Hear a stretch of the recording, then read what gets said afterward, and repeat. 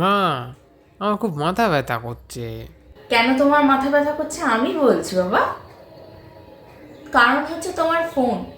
সারাক্ষণ তো ফোনের মধ্যে ঢুকে থাকিস। ফোন ঘাঁটতে ঘাঁটতে ঘাঁটতে ঘাঁটতে মাথাটা একবার খারাপও হয়ে যাচ্ছে, আর এত ফোন ঘাঁটলে সত্যি মাথা খারাপ হয়ে যায় এবং মাথা ব্যথাও করে। পুরো ড্যামেজ হয়ে যাচ্ছে তোর মাথাটা এই ফোন ঘাটার জন্য। একটা কথা যদি তুই আমার শুনিস। কিরে, আবার ফিরে এলি? আরে পেনটা নিতে ভুলে গেছিলাম। সে তো তুই ভুলবি, তুই সারাদিন ফোন ঘেটে যা, ফোন ঘেটে যা, তুই তো সবই ভুলে যাবি। আরে এটাতে আবার ফোনের সাথে কি সম্পর্ক? পুরো সম্পর্ক আছে তো, বুঝতে পারছিস না? যখন ব্যাগটা ঠিক করে গোছাতে বলি তখন তো তুই ফোনই ঘেটে যাস। তুই ফোন ঘাটবি না ব্যাগ গোছাবি, সব ভুলে যাবি। দেখবি এই ফোনই তোর সর্বনাশ করে ছাড়বে একদিন। ও মা, পেট ব্যথা করছে। পেট তো ব্যথা করবেই, সারাদিন ফোন ঘেটে যা। তোর পেট ব্যথা করবে না তো কার পেট ব্যথা করবে? এটাতেও ফোন?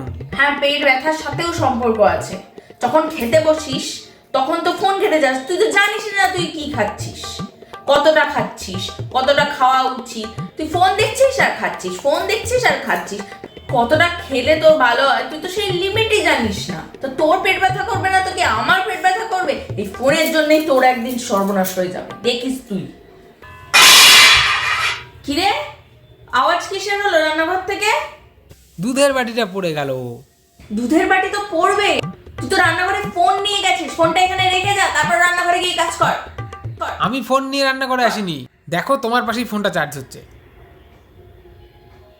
ফোন চার্জে আছে তো কি হয়েছে? মাথার মধ্যে তো খালি কতক্ষণে ফোন নেবো ফোন নেবে এটাই ঘুরছে, তাই জন্য হাত থেকে দুধটা পড়ে গেল।